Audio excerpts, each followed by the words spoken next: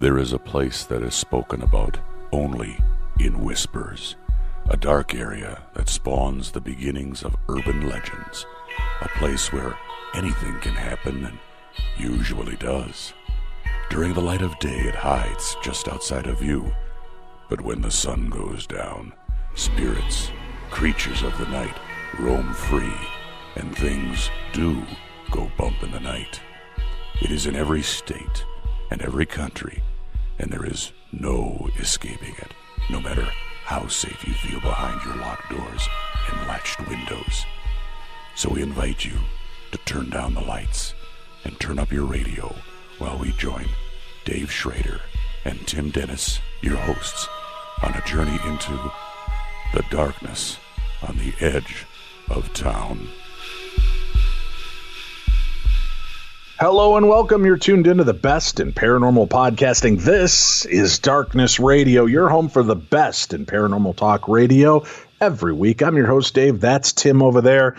And we have got news and your stories in a brand new Theater of the Mind for this week. As a matter of fact, Tim, I'm in a given mood. How about you?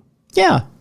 All right, let's start off by giving a little love, a little light, and a little ray of sunshine. So pull in your chairs, turn down the lights, turn up your radio, because it's time for a brand new Theater of the Mind. Today's Theater of the Mind, The Last Laugh, a real-life experience from a lifelong skeptic, Jamie Caston. I was never a very big believer in ghosts or paranormal claims. I know as well as many that these claims are usually misunderstandings or misinterpretations of pretty mundane things.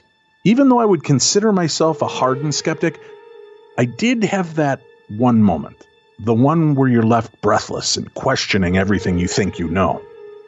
It was nearing Halloween. My friends were excited as they had rented out a place that was reportedly very haunted and asked if I would like to join them to investigate. I was happy to accompany my friends, but had no interest in trying to investigate anything. But I told them I wouldn't mind watching them jump out of their skins in a dark old rundown home. After a nice dinner, we set off for the short drive to the house. The car was filled with excited chatter, and each friend shared what they hoped would happen that night, with the general consensus being that I would get my first paranormal encounter. The sky was dark, the air was chilled, and the sound of the car was hypnotic as it ambled down the road. After the excited voices quieted down, we turned slowly down an old gravel driveway. The sounds of rocks crunching, popping, and leaves crackling from below our tires filled the air in an admittedly spooky vibe as we approached this old Victorian house. We entered the house and were greeted by our host and historian for the night, Carl. Carl was a pleasant enough man, dressed in overalls you would usually see worn by a mechanic or Michael Myers. He waved us in, and we passed, shaking hands one by one. As we filled the room, we turned to meet the gaze of our host as the large wooden door creaked shut and clicked loudly as they locked, and it engaged. We keep the door locked to keep the riffraff away, Carl informed us. I got an uneasy feeling because I also realized this was locking us in. I mean, isn't this how most horror movies start? He walked us from room to room, sharing the experiences as we made our way through the house. The wooden floorboards were creaking under our weight, moaning almost a warning that I should have most likely heeded. We heard the tales of children's shadows seen running up and down the halls, between rooms, and the strange flashes of light that would sometimes blind guests and vanish just as quickly. Carl told us about the former owner's wife that had hung herself when her lover broke things off with her, and the spirit of the old caretaker that died while tending to the yard.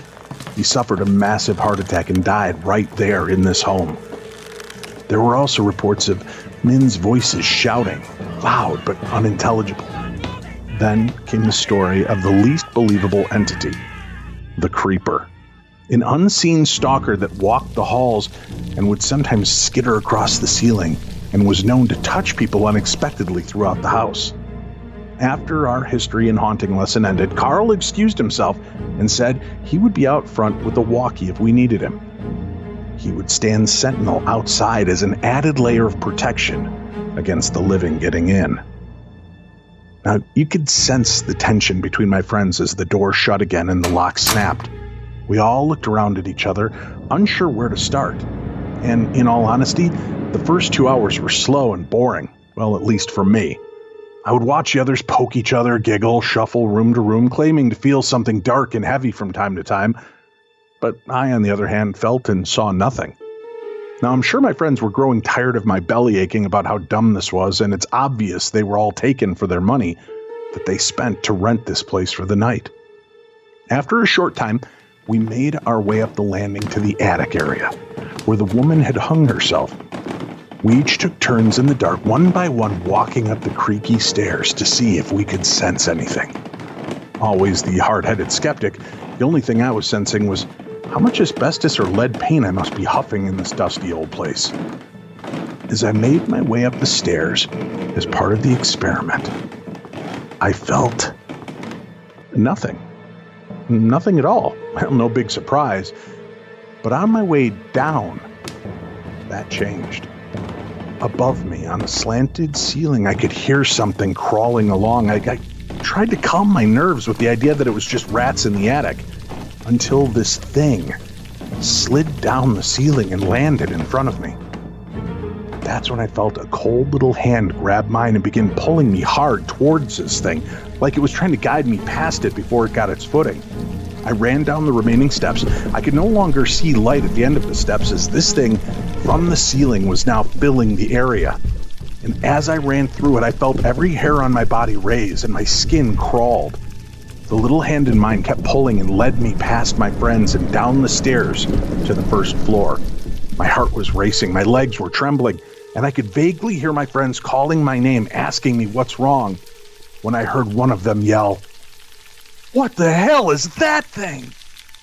Then they all let out a holler, and the sound of stampeding feet started charging behind me. I could feel the little hand tighten around mine, and then it ran me straight into the front door. My hand and wrist bent awkwardly, and I banged hard into the door and backed up, shaking my hand in utter disbelief. That's when the door opened, swung wide and right past my face. I quickly exited and turned to look for my friends when the door slammed by unseen hands. There was panic inside as they yelled for me to open the door, and try as I might, it wouldn't budge.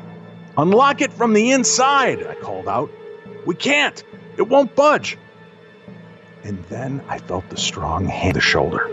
I screamed out in terror, and I whirled around to see it was attached to Carl. His eyes were wild. "What the hell's going on?" he asked in a frustrated and excited voice. "Something pulled me outside and slammed the door, leaving them inside," I informed him. Carl pushed past me, fumbled with his keys, slid the key in the lock, and then it released, and my friends came tumbling out when the door opened. "Well, let me guess, you're the resident smartass and skeptic," Carl directed at me. I was, I told him, until about 10 minutes ago. Carl let go with a laugh, a rich, full, and hearty laugh. "Well, they do love screwing with the skeptics," he told us. The others made their way to the car, and Carl stood there as I poured out my soul to him about my experience. "You sure you don't want to go back in?" he asked. "Oh, hell no," I replied. And with that, the door slammed shut again on its own, and the two of us stood there as we heard the sound of laughter from behind the door, muffled and almost like the laugh tracks from an old TV show, a cacophony of voices laughing from inside the house. Carl just looked at me and shook his head and said, "Well, that's new." We silently walked back to our cars, said our goodbyes, and left in a hurry, leaving a plume of gravel and dust in our wake. I guess the spirits ended up having the last laugh at my expense.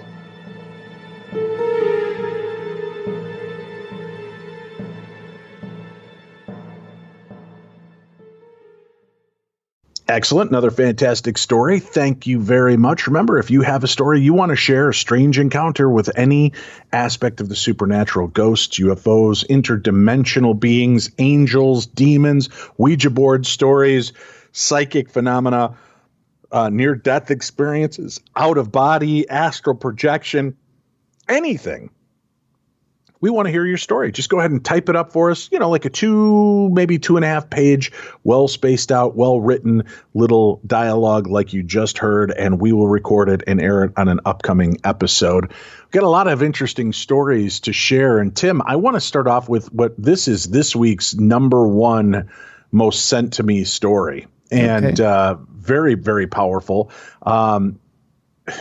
This is really weird. A 3-year-old girl, or I'm sorry, rather a 3-year-old child allegedly spoke to a ghost while on a family vacation. And authorities say this description of this ghost matches a woman who went missing in the same area last year. Let's give that story a listen from our friends at ABC News. We turn now to a family vacation that took a strange turn in California. They visited the same area where a missing woman was last seen.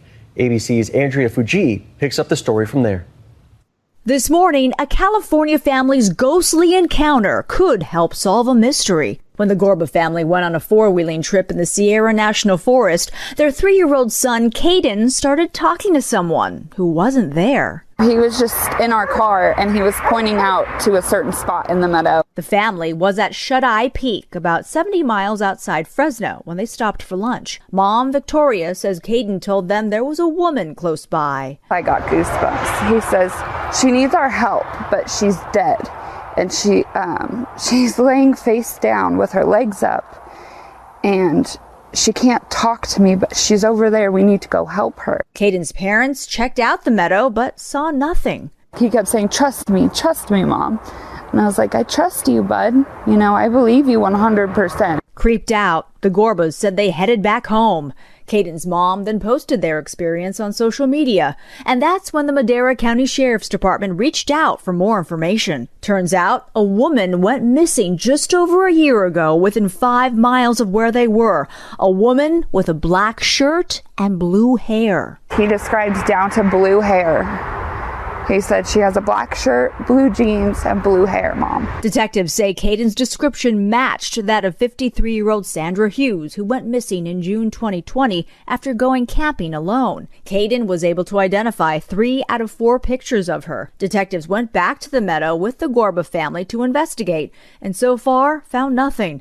But the case remains open. If she was possibly a ghost looking for some help, I hope that he could have at least helped and maybe help the family find her. That 4-wheeler the family used to drive up to the meadow is now for sale. They say they're too spooked to use it again. Mona, Victor. So a very chilling story. I Tim, I think obviously we've spoken on the show in the past about stories with ghosts trying to solve their own mystery and their own crime. Mm-hmm. But this one's powerful to a 3-year-old kid that's able to, it would have no understanding of the outside world or news or know about this woman going missing a year before when he was only 2. To get that detailed, that's pretty remarkable, and enough that it caught the attention of the police. That's really weird. Bizarrely, yeah. It's pretty tough. I mean, even if you were to make the argument, well, the kid could have seen it. Kids don't retain information, especially that young, for that long. It's about something that has nothing to do with their lives. If it was cartoon or food related, maybe. Well, even a promise to go to Disneyland, sure, but even if it made some sort of bizarre impact on them, they wouldn't retain it for that long. It's hard to, even from a cynic's standpoint, it's hard to explain how a child would hold on to that information for that long. That's a curious one. Yeah. Pretty remarkable. Well, we hope that it's going to result in answers. I actually had 2 paranormal teams tell me that they're going out to follow up on that case, to go try to dig something up, I think figuratively and literally. All I can say, though, is friends, be careful, because you don't want to end up screwing up a crime scene. And you may unshovel a pile of dirt or sand that you think, oh, look, we found the body, but in discarding that sand over your shoulder and loosing a piece of a bubblegum wrapper or something that may have been there undisturbed since the murder that may have a telltale sign. I'm just telling you, be careful. Please be careful. if you're going to go out there and do this, and certainly don't disturb the ground. Have somebody that knows what they're doing, get a cop friend to come with you or something and do this. I know I'm not going to get you away from doing it, but just do it wisely. That's all I can say. Mm-hmm. Hello, Tim and Dave. Pardon me. Hello, Tim and Dave. Yeah, that's the way it's written. Hello, Tim and Dave. I've just listened to your episode about time slips, or should I say I listened to as much as I could, so I decided to write about the Mandela effect. I know not quite a time slip, but kind of is too. I remember Nelson Mandela dying in prison in the 1980s. I remember watching it on the news. I saw his coffin draped with the national flag. I saw Winnie walking with her hand on the coffin. The vast crowd that had gathered outside the prison where he had died. I remember seeing the vast crowd singing and doing that typical African dance where they jump up and down. I even commented to my mom saying, what a shame he never saw his freedom. She agreed with me. So imagine my surprise and confusion years later when I watch him being released from prison. I said to my mom, I thought he died years ago. I remember his funeral.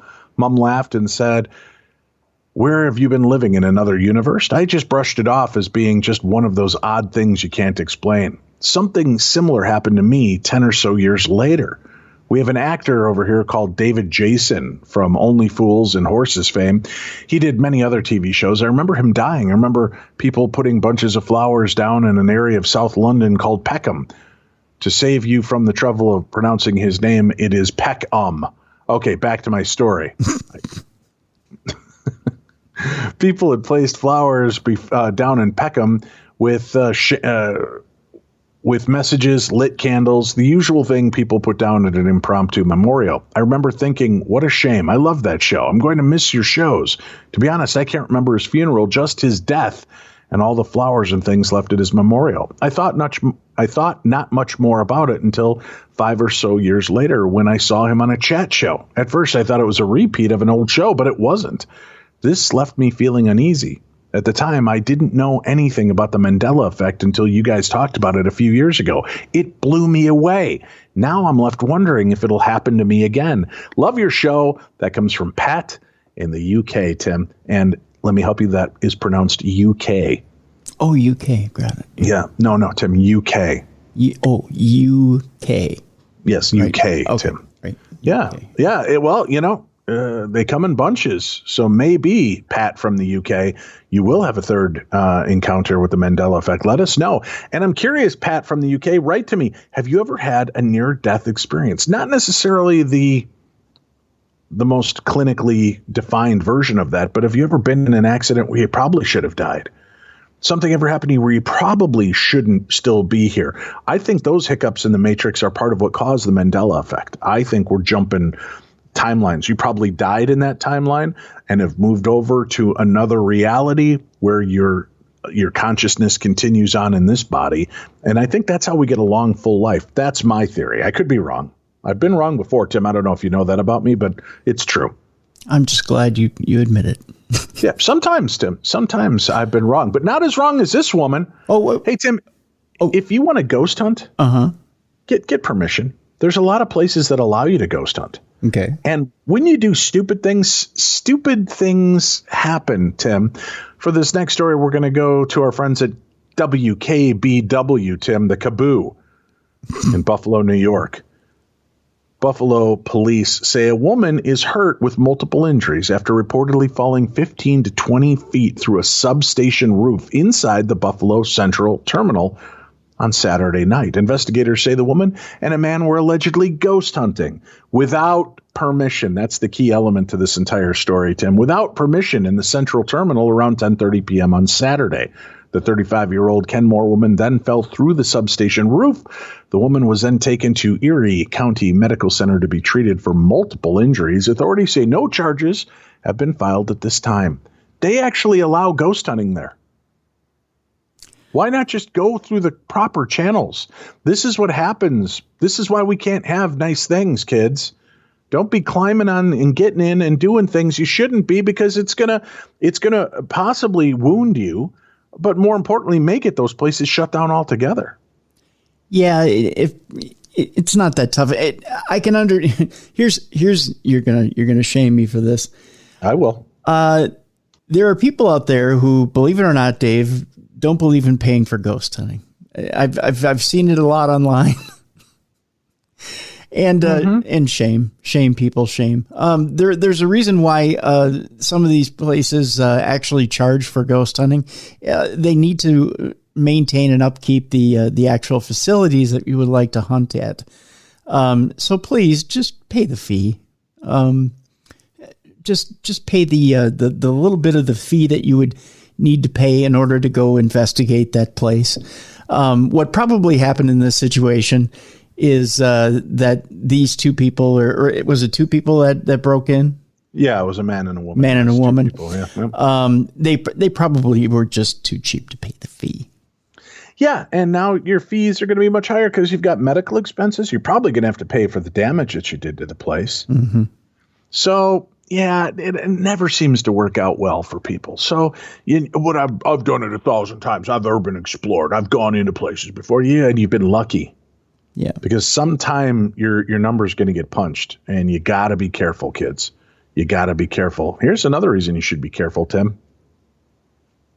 Sometimes irony is a rich subject, and you should be aware. Now, you've heard that the new Titanic ship is going to be re-released in like 2022 and follow the same path, and they're selling these expensive tickets to take the same trip. As a matter of fact, Leonardo DiCaprio on social media said, "Oh, F that," I believe was his term, something similar to that. Well, it seems that even on ground, you're not safe when it comes to the Titanic, Tim. 3 people were seriously injured after an exhibit at a Titanic museum in Tennessee collapsed. It seems the iceberg. I'm sorry. It's not funny. It's ironic, don't you think? A little too ironic. And yeah, I really do think, Tim. I'm not laughing at the injuries. I'm just laughing at this concept. The iceberg wall reportedly gave way at the Titanic Museum in Pigeon Forge on Monday night, injuring 3 visitors. Tonight, an accident occurred at our Titanic Museum attraction. The museum said in a statement Monday, our iceberg wall collapsed. What do you think was going to happen? We learn nothing from history, Tim. It injured 3 guests who had to be taken to the hospital. Our thoughts and prayers go out to them and their family. I'm not laughing at that. I'm just the whole idiocy of this story. The attraction closed to the public following the incident. The extent of the injury sustained currently remains unclear. Owners Mary Kellogg Joslin and John Joslin said they never would have expected an incident like this to occur and maintained that the safety of our guests and crew members are always top of our mind. We take pride in the quality of our maintenance and have had measures in place to ensure that appropriate safety guidelines are upheld, the statement added. Our thoughts and prayers are with those who were injured as well as their family and friends. The museum features an interactive exhibit that lets guests touch the side of an enclosed ice wall to feel the chill of an iceberg. How about you just give them a glass with ice in it? Oh, there's that, yeah. They can feel, ooh, that ice is cold. Brrr. Discover the stories of the passengers and crew who sailed Titanic as our crew and interactive galleries bring them to life, a museum description reads. The exhibit reopened its doors for ticketed passengers on Tuesday, according to the museum's Facebook page. Hundreds of people sent prayers and well wishes to the 3 who were injured from the iceberg wall collapse, with many locals sharing their positive past experiences at the museum. Hey, we were there and nothing happened to us. That's what one group said. We were just there last Tuesday. It was solid ice, another woman wrote in a reply to the museum's Facebook post. We've been there several times and always enjoy it, said another. I remember the wall. You step outside that door and the temperature suddenly drops and it's freezing out there because it's supposed to be reminiscent of what it must have felt like when people stepped out on side of the deck of that ship where they hit the iceberg, one man recalled. Others hypothesized how the wall may have collapsed. If I remember right, this is a giant wall of ice right near the front entrance, one woman recalled. The cooling system may have been too warm. Still, this is an awful situation. Others praised the museum for being so transparent and informing the public about the incident. Wow. That's, I'm done. Titanic, you had your reign of glory. It's time to just stay at the bottom of the ocean. Stop. Wow. if you believe that's really even the ship that sunk, Tim. You don't think it is? There's that conspiracy theory that it was another ship, and they swapped names on the ship and sunk the older one. Did you know that? I did not know. I'm fascinated. Go ahead. No, that's it. Just look it up. You should add it to your conspiracy theory. It's a great story. It's a weird story. Huh. And you should add that, and then add the fact that there was a book written like 50 years beforehand detailing the sinking of a ship called the Titan by hitting an iceberg. And I think that may be what gave them the idea for the conspiracy. You know, if they were going to do it, that would have been a great, it was like it was already written out. Interesting. Just think about it, Tim. So what's the hook here? That they collect the insurance money or what? Yeah, they collect the insurance money on the other ship. Oh, okay. And Titanic went on as like I can't remember what the name of the other ship was. We've talked about it on the show in the past, but if you just go Google it, folks, and Tim, you'll find all the information. Here's one of those days, Tim. You know, we all think we have a bad day from time to time. A medical student flees class in tears after realizing the body that he's dissecting is his friend. Ooh. Enya Egbe, a student at University of Calabar in Nigeria, close to the border with Cameroon, described the horror of seeing his friend lying on the operating table. That's right. A medical student fled an anatomy class in tears after learning the body he was about to work on was that of an old friend who had been killed. Enya Egbe, then a student at University of Calabar in Nigeria, close to the border with Cameroon, described the horror of seeing his friend of 7 years, called Divine, panned out on an operating table with 2 other corpses. The 26-year-old told the BBC, "We used to go clubbing together, and there were 2 bullet holes right on the side of his chest." The macabre twist of fate emanated from a wider issue in Nigeria where extrajudicial killings by police forces often see people go missing or their bodies remain unclaimed by family members because they don't know where they are. Because of a law in the West African country, these unclaimed bodies routinely end up in a government mortuary and then are handed over to medical schools for students to learn from. That's terrifying. Yeah, it is. A fellow student who witnessed the episode with Enya said, "Most of the cadavers we used in schools have bullets in them. I felt so bad when I realized that some of the people may not be real criminals." This was after Enya contacted Divine's family and learned that they had been looking for his body, contacting 3 police stations to no avail. This was after he and 3 friends were arrested by security agents on the way home from a night out. The family were eventually able to reclaim the body and reportedly got some of the officers involved in his killing fired. That's crazy, isn't it? Yeah. Can you imagine that? You're going through studies and schooling and boom. Now, if you were this kid that found him, how terrified would you be that the cops have your number now? I'd be a little terrified, yeah. Yeah. Hello, Dave and Tim. I've been a longtime fan. So in 2011, y'all threw an event at the Stanley Hotel in Colorado. I wanted that for my 21st birthday gift. So my dad, my fiance, and I flew out from Florida. Just the feeling of the Stanley Hotel is so different. Like when I was there, it was like the air was thick or like my head was in a bubble of water and things felt like they were moving slow. I've only ever felt that in a handful of places I believe were haunted. Well, first of all, I do want to point out to people that visit there that you are a bajillion miles above sea level. And it does take a while to get your footing, and you do sometimes feel like you're close to passing out. And little things that you take for granted, like walking up a flight of stairs, can really take their toll on you. So that is not necessarily supernatural. It's just getting used to it. But it is the cheapest drinks you'll ever have in your life because like 2 beers are like the equivalent of 6 up there, Tim. Yeah, altitude sickness is a bitch. Yeah, it is. Yeah. There were a few spooky things that happened before the big event. My dad was staying in the same room with my fiance at the time and myself. He had left the TV on a football game and we went to eat. When we came back to the room, the TV was on the channel that had The Shining on constant loop. Spooky, LOL. Also, when I was showering, feeling most vulnerable, of course, I was hearing a female voice. And close to the end of my shower, I heard a man's voice. But it was not my fiance or my dad. It didn't sound like them at all. It also sounded like it came from the other side of the wall, where the next room was. But once the shower was off, we couldn't hear anything through the wall.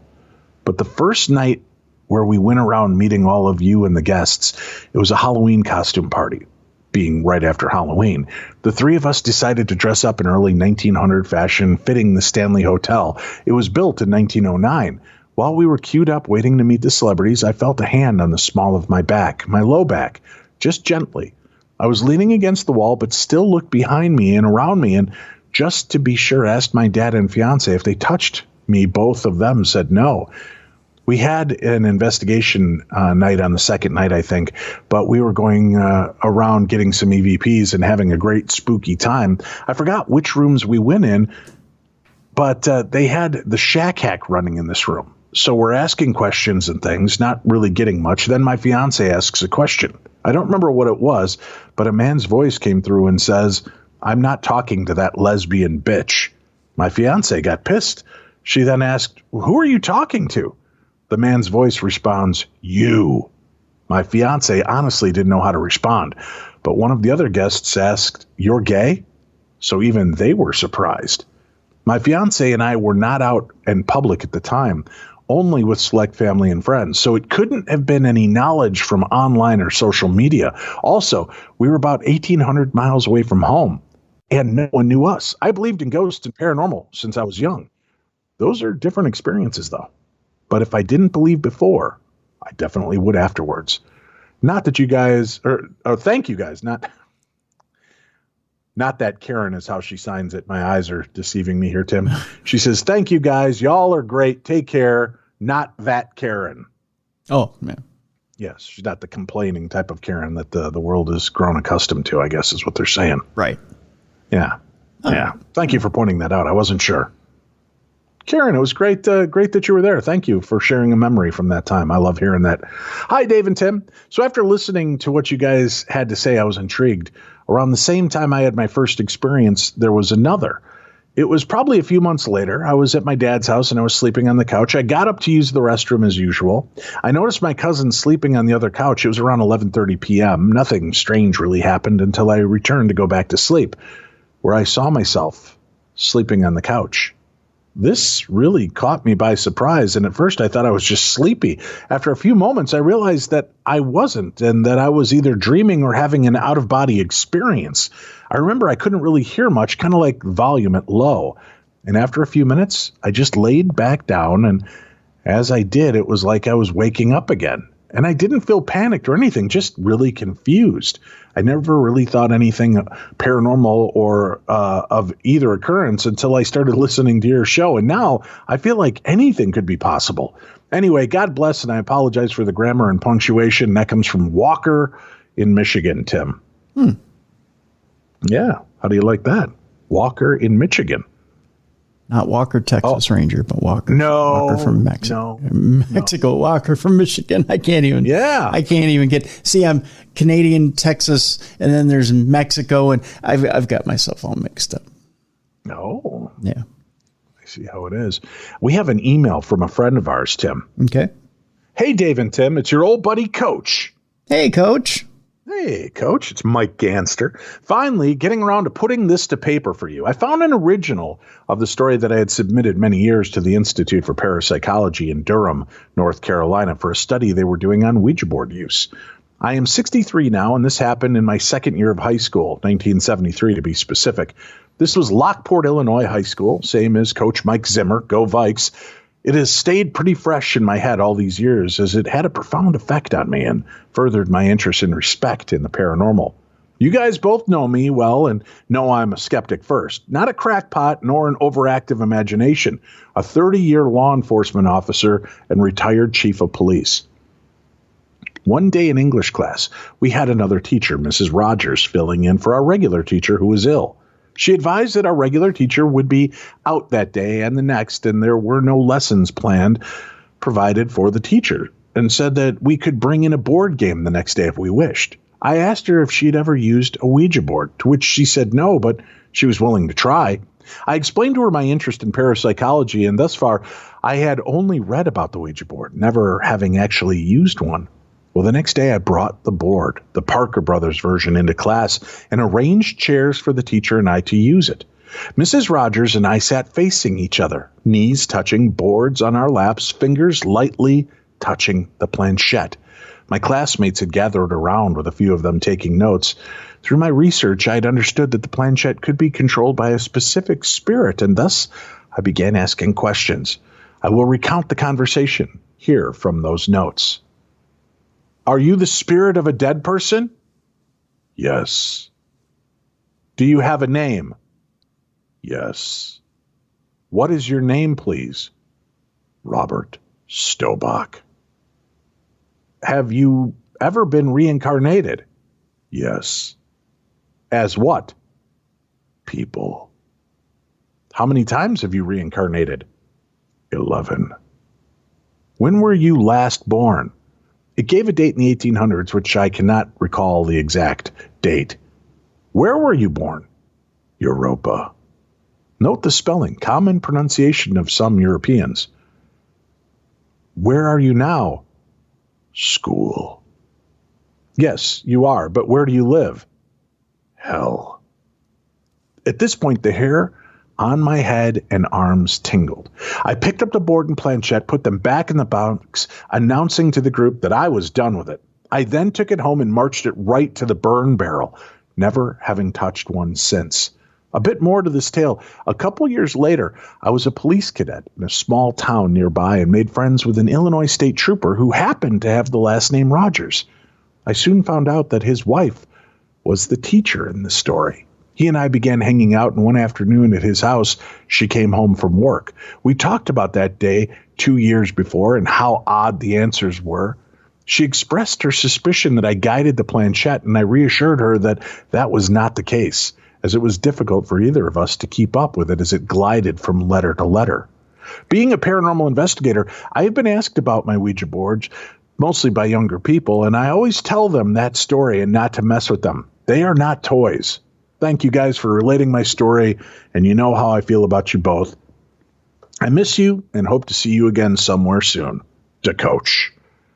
Well, thanks, Coach. Great hearing from you, buddy. Thank you for sharing that story with us. Yeah.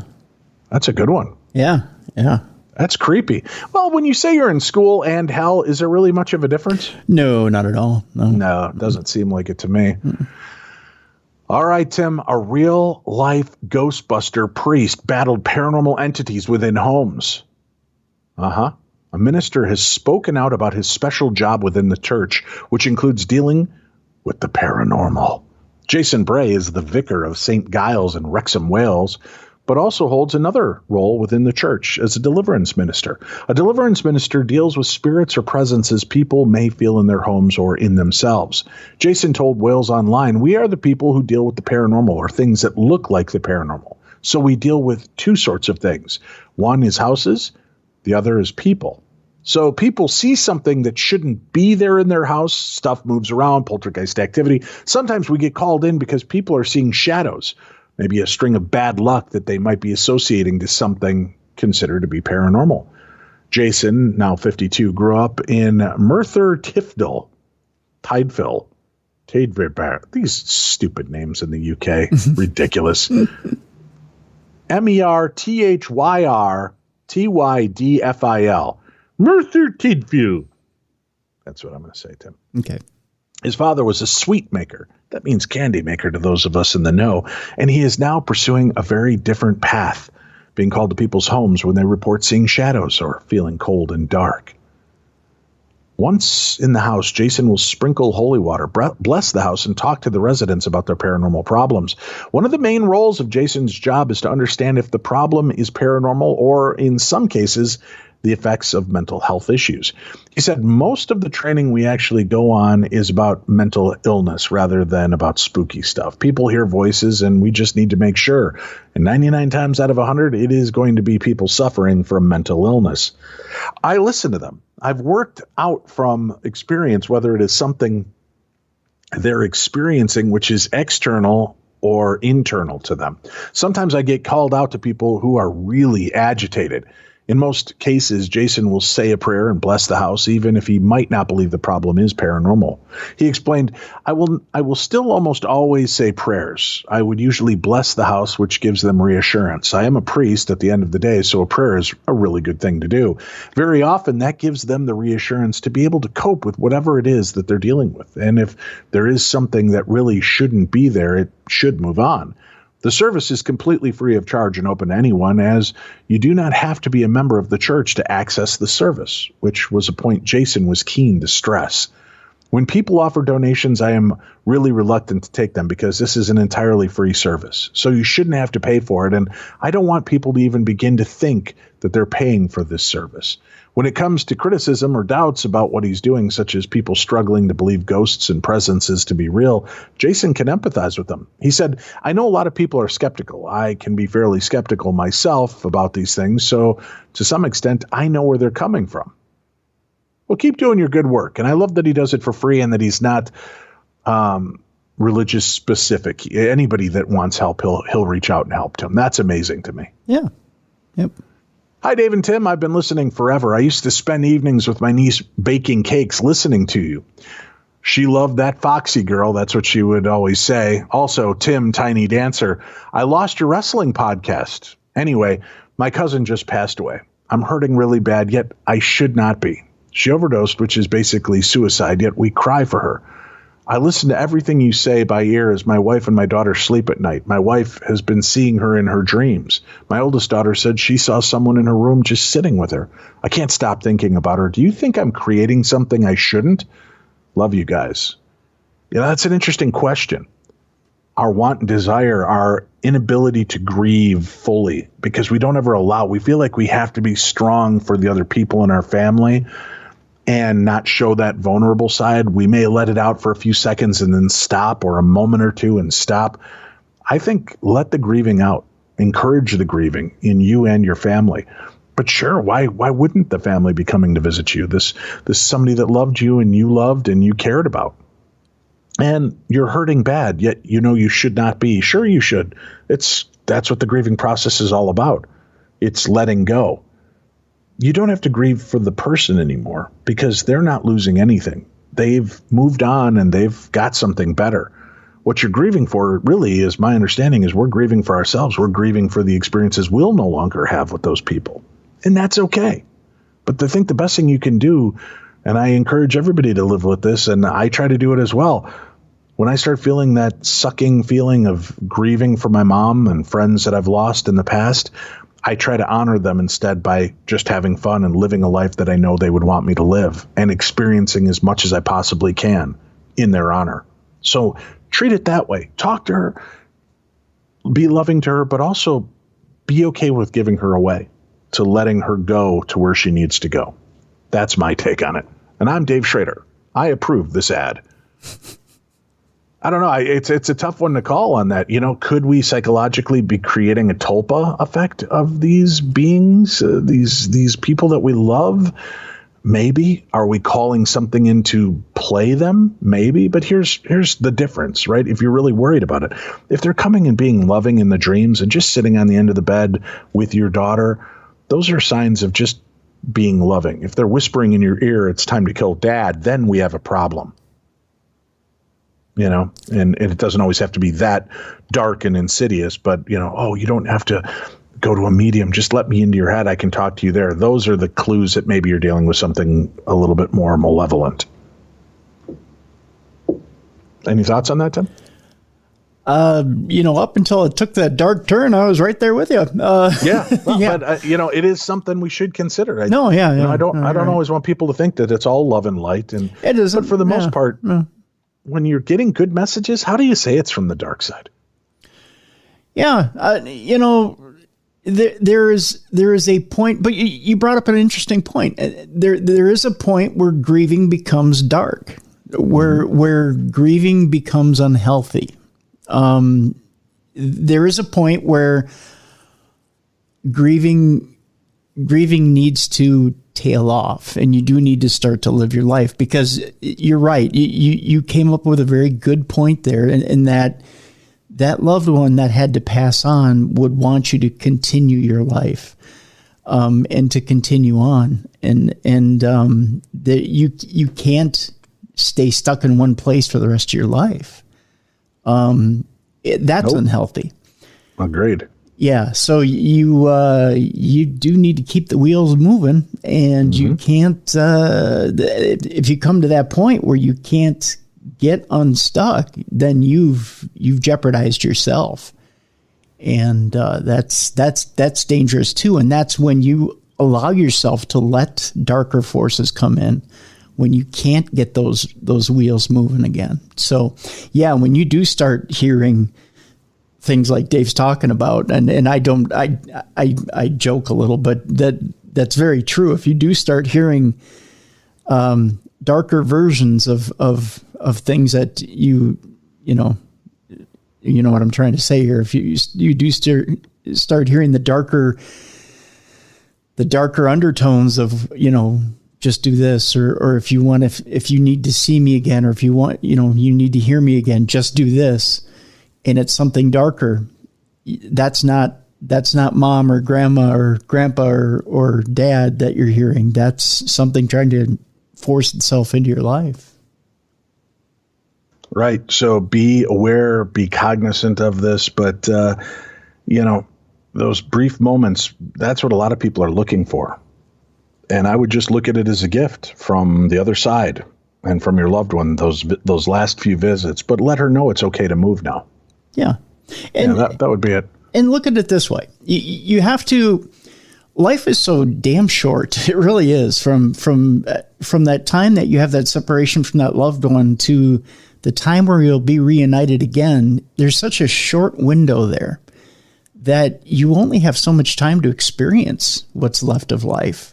Live your life, because that reunion will happen soon enough. I mean, I don't mean that to be a dark statement. It's a glorious statement. Just live your life and pass down the lessons that you've learned from that loved one to the loved ones in your life, because you only have so much time to do that.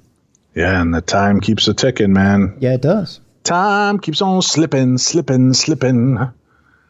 A Liverpool home is said to be haunted by a demon with flying mirrors and other ghostly goings-on reported over the years. Lorna MacDonald has had priests visit her home on Southbrook Road in Belle Vale on several occasions to try to exorcise this demon. Lorna said the priests performed prayers and rituals in a bid to banish the spirit, which she said occupied her spare room. It may seem hard to believe for those who are not superstitious, but paranormal expert Tom Sleeman says the area around Southbrook Road has a dark satanic history.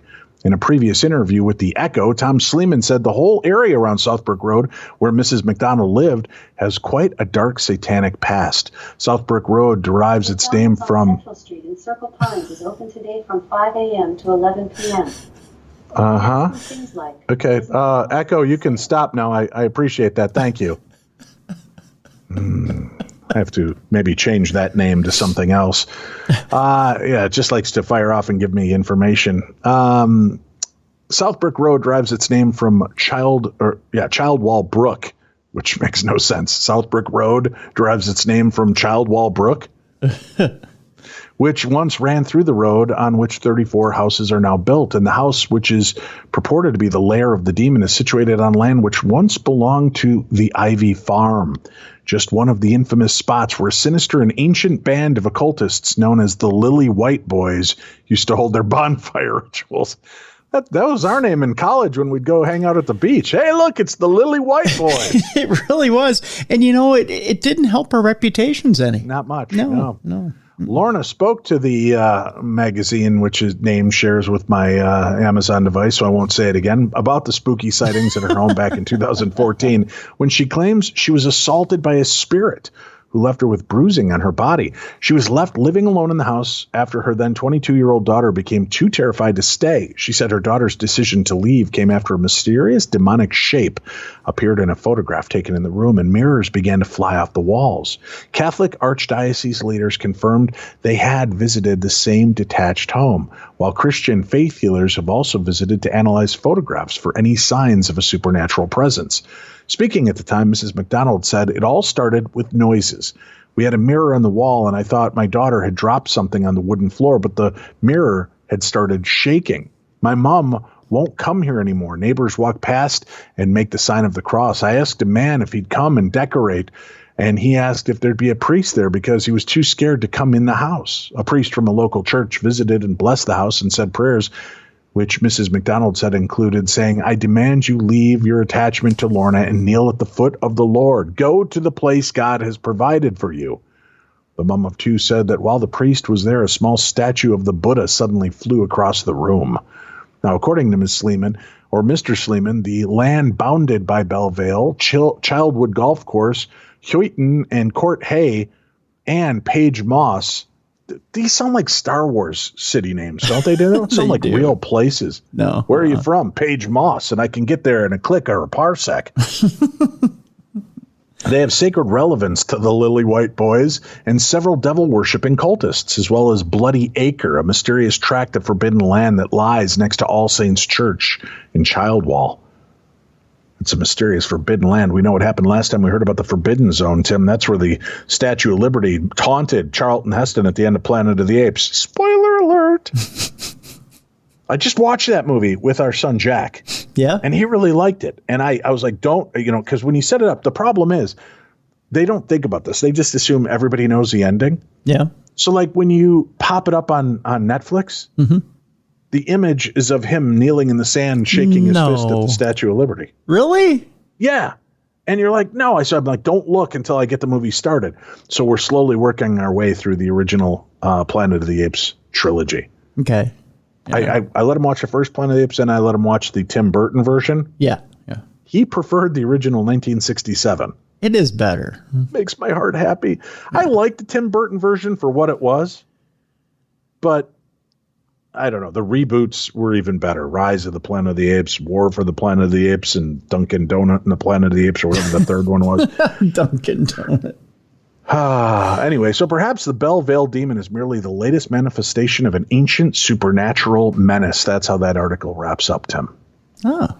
Yeah. Hey, let's I was going to say, before we go to break, if you don't mind, I did a little homework for the show this week. What? I did. Okay. It's not quite trapped in the bathroom under rubble. Well, trapped in the bathroom, more like it. All right. Figured that's where this heavy lifting took place. Yeah. It's not really a review. It's more of a tip for our listeners. As you know, Dave, just the tip, please. Just the tip. Yeah. As you know, Dave and I are into comic books big time. And it turns out that DC Comics has now jumped back into the horror genre. I don't know if you know this or not, Dave. Do so. I believe I mentioned it a couple weeks back, but I knew that they were going to be tap dancing on it. What have they done? Well, they've done more than tap dance. They're firmly back into it now. They've got a couple of books that are out there right now, and they're quite good, actually. The first one is called The Nice House on the Lake, and it's written by James Tynion IV, who is the writer of Batman and the Joker, the new Joker comic that's out there. And if you like the Camp Crystal Lake feel of the Friday the 13th movies, if you like the different like Sleepaway Camp and those type of movies that take place out on the lake, the little cabin in the woods type feel, this book is for you, and it's written quite well. Issues 1 and 2 are already out. Issue 3 is out this coming week, or actually this week. I think it's. It's this week. It's this week that it comes out. It should be out already. I'll give you a little tip. If you're not a comic book collector, issue 1 is a hot issue. Okay. You can go to dccomics.com and you can read it digitally. So you don't have to get your grubby little hands on, and get them ink stained and actually try to find it, because issue 1, as far as a back issue goes, is already going for $15 or $20 on the market. Now an issue will set you back $4.99. Just so you know, for those of you who don't collect, or actually, I'm sorry, $3.99.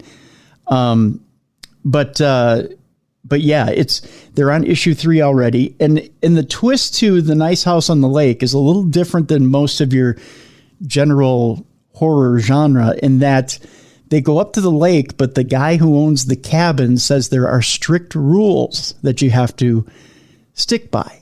Okay. You can't really go outside of these rules or bad things will happen. And it's a slow build as to what these bad things are. But it unfurls as you go throughout the issues. Very cool. Okay, so there's that. Now, DC has also actually jumped into the Conjuring world as well. So there's a... Right. Yes. That's the story I think we read recently. It was called like The Conjuring the Lover. Yep, The Lovers. And issue 3 is already out. I've got 1 and 2. And issue 3 is out this coming week as well. And they're actually getting into, what's interesting is they're getting into the cursed objects, which is different. So sure. Issue 3 actually has to do with, now you're going to laugh when I tell you what it has to do with, because it doesn't sound very scary, but it has to do with the accordion monkey. Not the accordion monkey. Yeah, the accordion monkey. Not the accordion monkey. Right, yeah, the accordion monkey. Does he rickroll you when you try to go by him? He does, yeah. But the stories are very intriguing, and cool. each issue has to do with a cursed object inside the Warrens Artifact Museum. So, and it's brought to you by the team of Tim Seeley. And I know you don't like Kelly Jones's art. You remember Kelly Jones from that run of Batman, but Kelly Jones does issue 3 at least. So, so try not to look at the art. But the series is very intriguing so far. So you're going to want to check that out too. So the Conjuring, the Lovers is, or the Lover rather, is out and available right now. And they're up to issue 3 as far as that series as well. So two issues that you might want to check out at dccomics.com. And you can download them digitally and you can read them there rather than have to, run out to your local comic book store if you don't choose to. But you might want to support your local comic book store too. I myself, when I'm up in St. Cloud doing my shift, I go to Granite City Comics and I go visit my buddy Tim over there who runs that store. So cool. Well, and The Chilling Adventures of Sabrina comic book is a great one with the paranormal afterlife with Archie, which again sounds ridiculous, but was a great series. There have been some really good adaptations of more horror comic books as of late, so I'm glad to see DC kind of entering into the fray again. Let's take a quick break. When we come back, we've got more of your stories, more news from around the world, right here on the best in paranormal podcasting. This is Darkness Radio.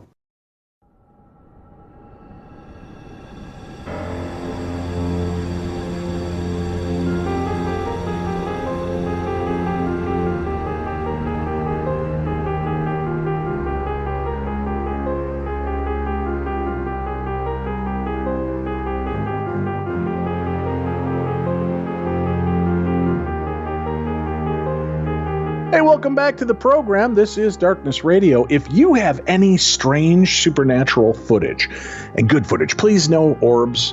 The TV network does not want just little orb lights. If you have some interesting footage of supernatural phenomena, whether it's Bigfoot, Chupacabra, a demon, an angel, a ghost, any kind of strange phenomena you've caught on maybe your Ring camera, a nanny cam, your regular phone, and it's clear, not just, oh, look, I caught a UFO and I see black sky and a little white light moving. That's not going to enthrall them. They want it for a new TV series. Well, a continuing TV series for the new season.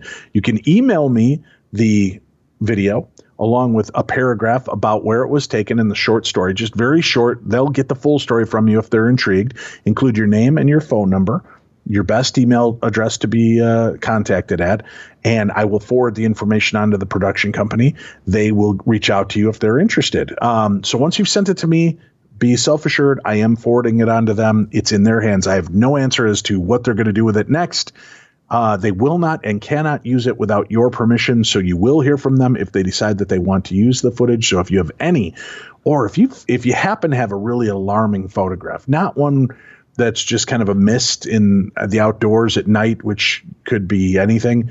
If you have something really astounding and you'd like to share it, you can email that photograph to us as well, and we'll put that over to them. But again, give us a little brief introduction of the story of it and your phone number and best contact, and send that to Dave at darknessradio.com. That's Dave at darknessradio.com. Hey, guys, I still have a couple of opportunities here for you to take a hold of my package. Tim, you've held my package personally, and it's quite impressive, don't you think? Yeah, it's got a nice firm weight to it. It's it fits nicely in your hand, and you know what? Everybody's telling me how fulfilling it is as well. It is. It's my autograph book, The Other Side, A Guide to Ghost Hunting and the Paranormal, that I co-wrote with Patrick Burns and Marley Gibson. I've autographed the book. It also includes a Darkness Radio decal. How about that? A Darkness Radio decal you can slap right on your vehicle, on the back of your laptop, maybe on your lover's forehead, wherever you feel fit for this Darkness Radio decal. And I'm also going to include a autographed Holzer Files card that I will sign personally for you if you'd like. And if you're interested, it's a $50 value. You can get it for just $40 plus $5 shipping and handling. Just email me, Dave@darknessradio.com, and tell me I need Dave's package. I will forward it to my wife. She will gladly hand over my package to you. So she'll tell you how to order, send you an invoice for it. Once it's paid, we will ship it out. We ship out usually twice a week. So if you're interested and you'd like to get one of these packages while they're still available, get your hands on my package now. Dave@darknessradio.com, $40 for the $50 package, or you can just go to darknessradio.com, click on the shop tab. You could scroll down past the Amazon shop that we have there, and you'll see the individual items. So if you'd like to buy the book, you can do that. It's $20. The autograph card is $20. The decal is $10. So you could buy them individually or buy them in whole. So go check that out. Email me, Dave@darknessradio.com. I gotta tell you, I got a very weird message this last week, Tim. Okay. On social media. Mm-hmm. So, I try my best to answer messages as well as I can. And folks, I'm just going to repeat this again. I mention it once or twice a year, but I read almost all of your messages. I don't always respond to them. Sometimes it's because you haven't asked a question. You've just said something, and I find it kind and sweet, but, it doesn't always elicit an answer. When people are in trouble or I'm trying to book guests or things, I try to do my best to get help and put up prayer requests and do what I can. Sometimes they just slip through the cracks, and I apologize for that. And sometimes I just get crazy ass stuff, so I stay away from answering messages for a week. Here's one I got. We'll call her Eloise. How about that? Okay. This is how the message starts off. Apache Junction, Arizona, and ? I'm no celebrity. Welcome to follow up. And I'm like, I wasn't quite sure where to go with that. And then the next message comes from them saying, can you deal with someone who is non-celebrity status? 2 laughing emojis. Divorced and 64, thank you. I still haven't said a word yet. My message is, your messages so far make no sense. I make a lot of sense is the response. I said, it's like I've come into the middle of a conversation only you were having.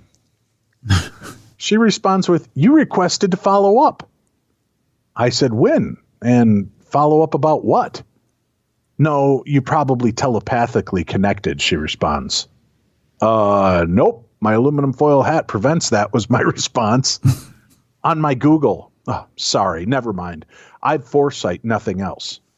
I write back, well, I'm happily married and I'm not reaching out telepathically. She says, good, keep it up. I said, maybe you're picking up the brain transmissions from Rick from Pawn Stars. She goes, I didn't ask for my gift. It's just there. Good night. I don't watch their hockey show. I'll gladly block you. And then she blocks me. So now I've thought this through. This could be the ramblings of a complete kook, or there are some fake Dave Schrader accounts out there on social media. Okay. I don't know if somebody's reached. That's why I said reach out to you where? What about what?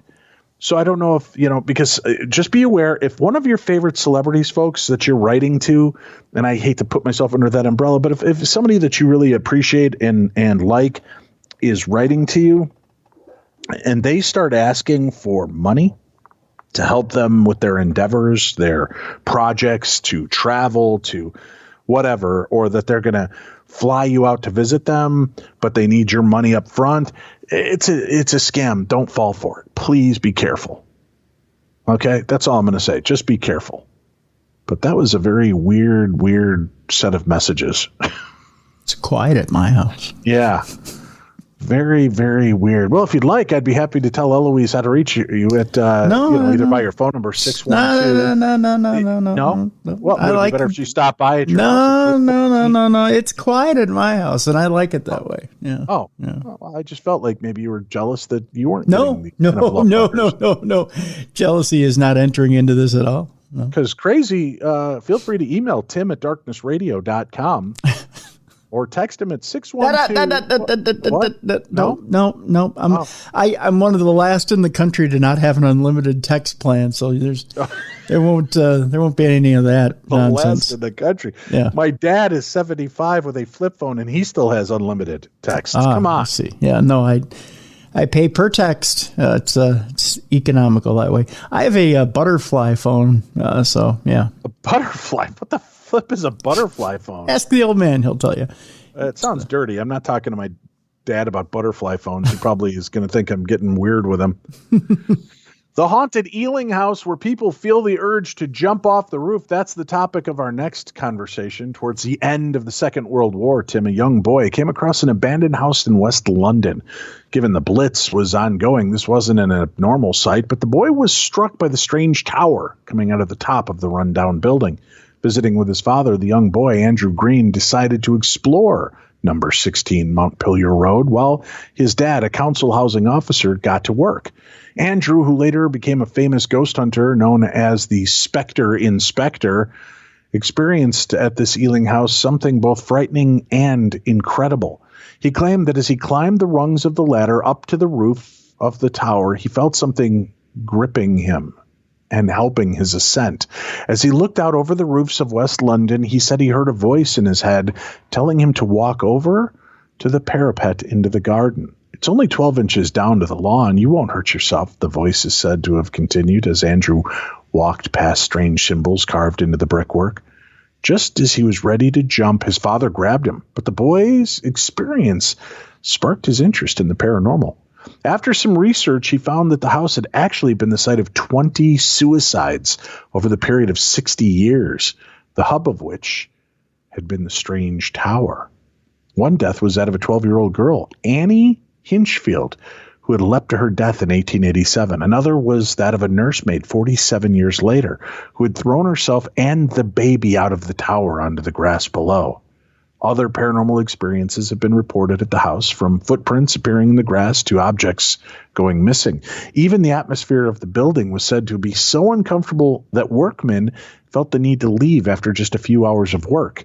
The final confirmation came to Andrew when he got a photo developed that he had taken at the house. The picture showed a young girl's ghostly face in the window of the tower, an image that has appeared on the cover of many of his ghost hunter books.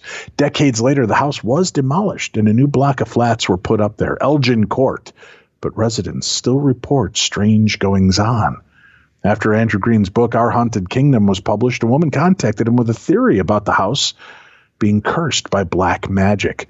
She told him how she had been a maid there in the late 1800s and described how black rugs and candles would be taken to the tower every night as part of some strange magical ritual, something that added up with the odd symbols that he had seen carved into the brickwork. That'd be weird. You get up there and some ghost is trying to get you to take a header off the top of a building. Yeah, it would be. Maybe they just want you to take a ride in the London Underground station that's haunted, Tim. The deep, dark depths of the tube network are an obvious place for ghosts to lurk, not just because of the empty tunnels, but because of the things that have happened there. Many stations are built on the sites of historic horror stories or exhumed graves, or saw deaths during the Blitz and fatal accidents over the years. One rather strange tale is that of the haunting of the Ickenham tube station, which has a very specific story behind it. And what's more, she has only ever been spotted around the festive period.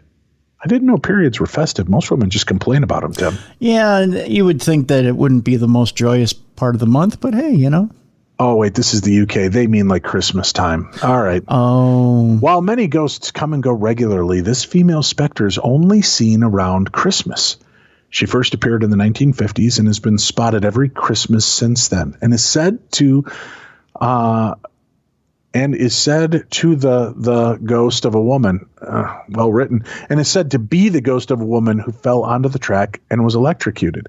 Wearing a bright red scarf, she has been seen to appear at the end of the platform close to where she fell to her death and wave frantically at people on the platform as if to attract their attention before vanishing before their very eyes. We think that this is a tortured soul of a poor woman who desperately is trying to save herself again and again, hoping she can get home in time to celebrate Christmas with her family. That's sad. Yeah. A sad tale that is, Timothy.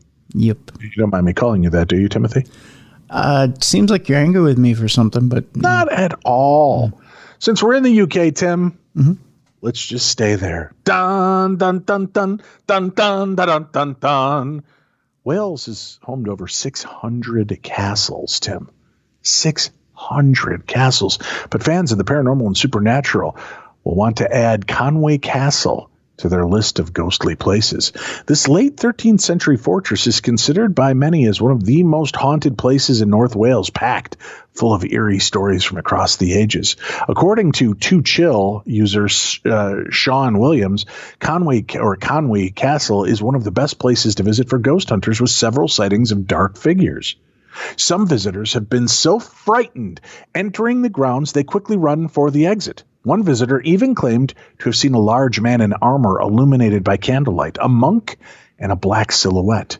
Others claimed to have smelt incense in the old chapel, despite none being lit, and spirits of prisoners left in cells during King Henry VIII's reign and rumored to linger around. Other sightings have included various silhouettes and dark figures watching the town below from the battlements and windows. The castle was completed in 1289, built for King Edward I, and is one of the 4 UNESCO World Heritage Sites listed across Wales. Sitting along a rocky coastal ridge, the castle has 8 towers to view, which have been protected by the outer walls during the English Civil War. Sean recommends climbing the spiral staircase to walk the battlements, which offer breathtaking views of Snowdonia and the river. Snowdonia, what did Walt Disney name this damn place? However, you might just get more than you bargained for if you make it to the top. Before Conway Castle was built, the site was home to a Cistercian monastery. The spirit of a past resident is said to haunt the castle. In 2016, a team of paranormal investigators claimed they recorded the voice of a little girl spirit saying, "Don't tell them. Don't tell them." Another spooky sighting was captured by a man in 2020, where a photograph shows what appears to be a line of phantoms led by a male ghost holding a sword. Or sword, as I like to say, Tim. Yeah, sword.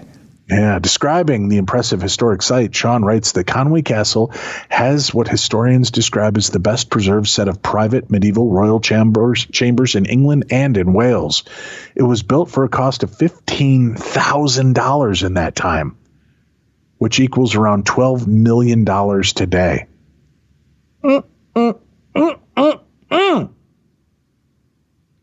Yeah. Creepy. Yeah.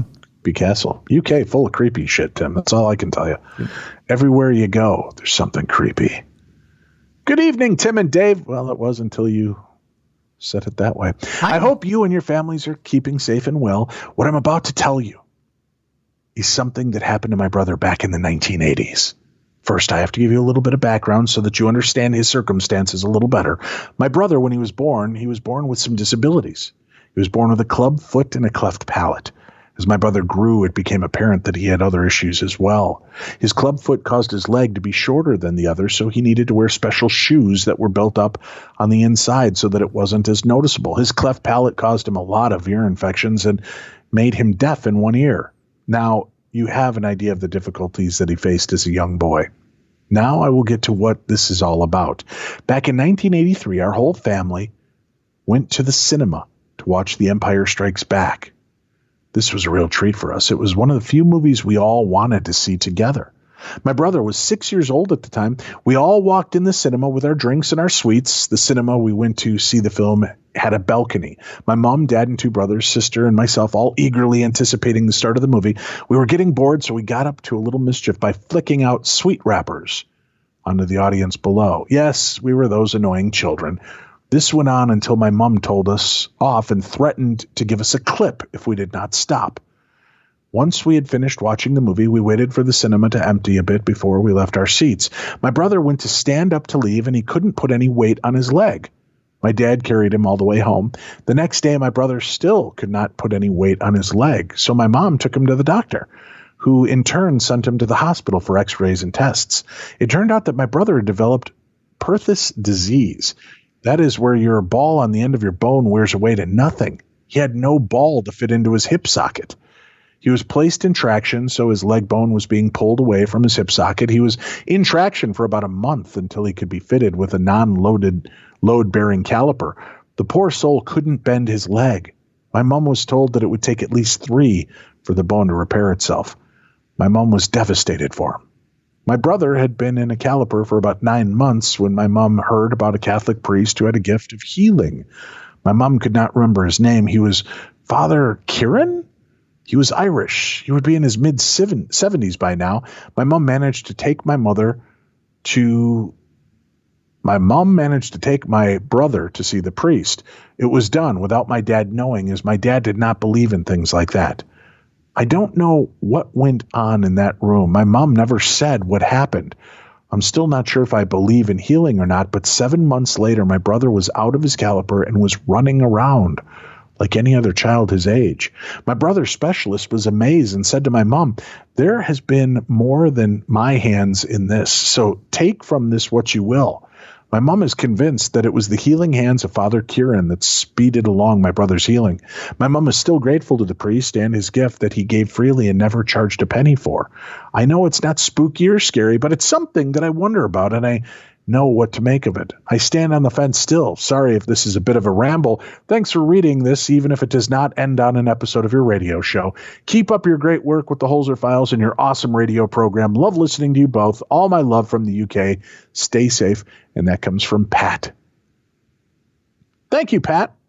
I appreciate that. We did finally get it on the show. It was written to us back in May of this year, Tim, but she finally made it on the show. Very cool. Yep.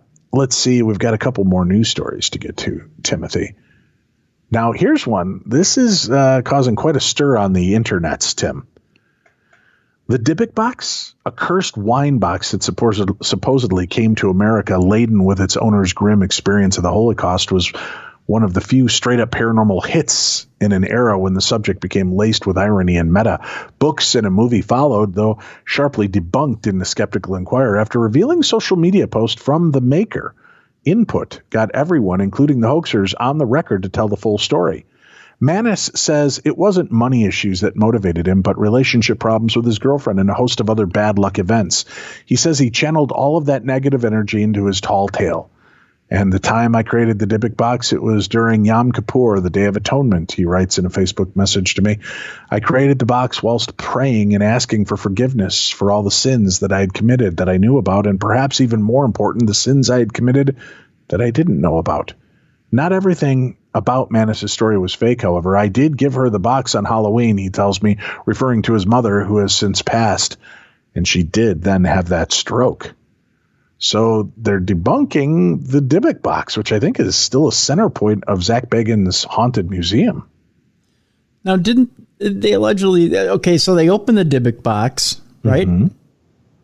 And nothing happened, right? From what I hear. Well, I believe they've opened it on a few occasions, and they've had some negativity or claims of strange activity taking place. Okay. I don't know. We've got another story to share. This is another audio daily double. Local paranormal investigator shares a real-life haunting story. You may think it's a little early in the year to talk about spooky stories and haunted houses, but our next guest has some stories to share. We are happy to welcome Alex Mazzo. She is a local paranormal investigator. Thank you so much for joining me today. Yeah, thanks for having me. Absolutely. I told you I'm an absolute believer in the paranormal, but I have not had a first-hand encounter yet. I should consider myself lucky. So when did you start getting interested in the paranormal and investigating paranormal activity? Yeah, so I had my first experiences when I was a kid, like 7, 8 years old, in the Appalachian Mountains in Kentucky, which that's where all the spooky stuff is. Yeah. And yeah, I always had an interest in it, but I didn't really start investigating it seriously until about 2010, 2011. Okay. And then I ended up starting my team afterwards. But yeah, I had experiences kind of sprinkled in throughout my life. And then I had the big experience in 2005, 2006. Yes, and the big experience, we're going to hear more about this because it is being featured on an episode of Haunted Hospitals over on Discovery Plus. So tell me what happened. Yeah, so I was in a really devastating car accident on New Year's Eve 2005. My car hydroplaned on a freeway ramp. I got out of my car to get my stuff. It was raining. Another car came, hit me, and I fell 25 feet to the road below. Wow. So I had to be taken to the hospital. And I wasn't doing very well. I actually was coming in and out of consciousness, and I actually almost died. And I don't know if it was a near-death experience or an out-of-body experience, but I actually saw myself on the table being worked on. And as I was watching myself being worked on, I looked over and I saw this man being worked on as well. But I also saw him standing in front of his body and watching him. And we ended up locking eyes. I ended up coming out of my experience, and then I noticed something very strange. I started noticing like a shadow walking around my hospital room. I started seeing that same man walking around my room and yelling at me, like screaming at me. And I found out he died. He didn't make it that night. So my theory is he ended up attaching himself to me after we had kind of met in that plane of existence.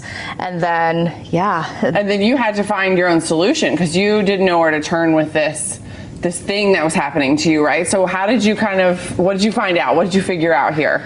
Yeah, so we had already had some intervention from friends who were very prominent members of their church. So they were praying over my hospital room. And then when we got home, the activity kept going. Oh no. It was still happening. It was terrifying. And especially since I was in a wheelchair and I couldn't run, I couldn't move really.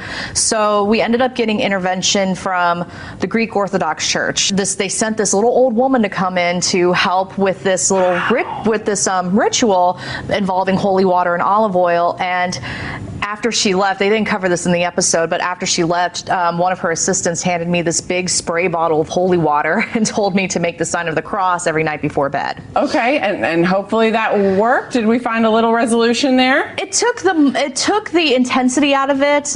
There was still like this eerie presence around that you could feel. Ooh. So it was like you were constantly being watched. But before we had the ritual happen, things were falling off the walls, and the house would rumble, and all these things would happen. And finally, I don't know if it was just me setting my own boundaries, but I said, "I'm sorry this happened to you. But you need to go. Yeah. It's over. We're done. You need to move on. Move on, please." Yeah. Just really showing that empathy of I'm so sorry this happened to you. If I could change it, I would. But I can't, so you need to move on. Oh my goodness. So you kind of created a local team of investigators sort of out of your need for finding a solution. Tell me what you guys are up to now. Yeah, so my team, Association of Paranormal Study, we do residential cases. So people around the Triangle and even beyond the Triangle, they will contact us asking us to investigate what's going on in their home. So we have somebody who is specialized in psychology and social work who fields our casework, and we will go in and investigate, see what's going on, and give our recommendations and suggestions. A lot of times we debunk what's happening because it can be explainable by faulty lighting, old houses. Okay, yeah. So we just try to come in and give some clarity to the situation. What's happening, and sometimes it is in fact paranormal, right? I'm dying to learn more. And you've told me there are tons of sort of haunted, paranormal, sort of active places around Raleigh. Yep. So we're going to see more from her because we're going to go on a ghost hunt. I'm absolutely going on a ghost hunt with you and your team coming up. I appreciate it so much. Thank you so much for coming on and chatting with us. I can't wait to see your episode over on Discovery Plus. So tell people where they can learn a little bit more about you and about your team. Yeah, so you can find more information about me at alexmatsuo.com or thespookystuff.com. And you can find my team at associationofparanormalstudy.com. And we're also on social media. I'm on social media everywhere as The Spooky Stuff. All right. Well, you guys check out The Spooky Stuff. Thank you so much for being here. We really appreciate it. Yeah, thank you. And totally gonna go on a ghost hunt with you. Okay, can we totally do that? That's a news anchor, huh? Yeah. That's totally cool. Oh my God, I don't know if I believe in ghosts either. Okay. That's 4 years of journalism school right there. Hot damn. Yep. Hot damn. Yep, that is. Well, Midland residents are taking an interest in Michigan's most cursed road in Saginaw, Tim. In a Midland County Facebook group, one resident asked members to share their stories on Dice Road. Dice Road crosses a rural section of Michigan between Saginaw and Midland, and with 3 reportedly haunted sites, it could be the most cursed road in the state. It is one of the most well-documented paranormal cases in the nation's history. So it's no wonder that Midland residents are taking such an interest in the paranormal happenings on the road and in the original home. The Pomerang owned the home on Dice Road in Merrill when the hauntings began. After being terrorized by loud pounding noises inside and outside the home and unexplained fires, he contacted the Saginaw County Sheriff's Office. Deputies couldn't figure out what was going on. They checked for footprints, searching for any evidence of people prowling around, and they looked for damage on the exterior of the house. They never could find any physical evidence to explain away the strange occurrences, according to retired captain of the Saginaw County Sheriff's Department, Fred Clark. I would say to a doubter not to doubt. There are a lot of things that happen in this world that are unexplainable, and I would also say that many of these things were not to know, Clark said. Retired Sergeant of the Saginaw Sheriff's Department, Charles Frisbee, recounts his time at the home. This Dice Road corridor is kind of strange, Frisbee said. We have the cemetery on one end of the Pomerang home on the end of the road. I heard the noise. I saw stuff out there. I don't know how to explain it either, but I'll tell you the one thing, I saw it. With a scary story to be told, filmmaker Stephen Prozac Shippey jumped on the opportunity to make a movie about Dice Road as the 7th installment in his Haunted Saginaw series. To me, when you spend all those resources and can't prove anything either way, you did prove that it was paranormal activity, Shippey told MLive. There's no paranormal case in the world with even a 10th of this police activity. When Shippey heard about the story, he began doing some research, and then he stumbled upon a binder full of police reports about the home. He talked to former officers who worked on the investigations, neighbors, and anyone he could find who might know something about the home, and he also visited the home himself. In a Facebook post in Midland County Community Group, Jessica Gambino asked members to detail their experiences, and she was inspired to do so after watching Shippey's documentary. The post took off with more than 450 comments. It appears that many have reported encountering something paranormal out on Dice Road. One commenter said, I had a friend who lived on Dice Road in the 70s and saw all the action with police and the investigation with the haunted house. It was real. Another Midland County resident, Shannon Schultz, said, I went with my now husband, fiance at the time, on Halloween with some friends at midnight. We got there at 11:50 p.m. There was nothing. Then right at midnight, all these orbs or ghost light appeared. Each one was above a grave in the cemetery, just bouncing up and down. We just about pooped our pants, and then we left. When we were driving there, it was clear, but leaving, it was foggy and creepy. It was something like right out of a movie. Many residents agree that they wouldn't go there at night for any reason. Someone else even said that they went into the woods and got a lady on camera. This apparition of a woman has been seen several times coming out of Dice Road Cemetery at odd hours of the night, and she could be the source of the strange occurrences. Filmmaker Shippey posits that Pomerang home may have been cursed after Harold Pomerang had a dispute with a neighbor believed to be a witch. Other Midland residents are not so quick to believe the mystery. I live 1.5 miles from there. One of my patients buried there along with his wife and family. I spoke to his kids and brother. None of them have experienced anything. I drive by there all the time, even during the night. Nothing's ever happened. I'm not afraid of any of that stuff. That's what Nicole Zins said. I don't know why I was doing that crabby old man voice for Nicole, but maybe she needs a throat lozenge. So who occupies the home today? The owners now, Dave and Luann Larson, have been there for more than 40 years. Never believing their home to be haunted, the Larsons described some strange happenings, like an antique radio making noise when it wasn't plugged in, and objects being mysteriously moved. Luann has a high school friend that was divorced and dating a part-time policeman with the Saginaw County Sheriff's Office, Dave said, and he and I went fishing one day. On the way home, I said, hey, maybe next weekend we could have you guys over to our house for a barbecue. And he said, no. I said, what do you mean no? He said, I'm not going into your house. That's all I'm saying. I will not go into that house. Come to find out, he had been there, though, through the sheriff's department. That threw up a red flag, something showing that something had to have gone on there. In addition, Larson's 2 daughters have an eerie story. Growing up, they only knew a little about the home, but as they got older, they learned much more. My parents were out at dinner, and we were home alone, sitting in the main living room, Julie Larson said. We saw a flash outside, and my dog started barking and got up on the bay window. And then we looked, and some guy put his face up to the window. It was like a white face. It was literally like glowing, Bridget LaJoyce, Larson's other daughter, said. You couldn't see much of anything except a round white head peeking in the window. We ran into the other room and Bridget called our neighbor. Julie said it was snowing and there were no footprints or anything. There was nothing. Bridget LaJoyce wants answers. I would like some clarity to it, she said.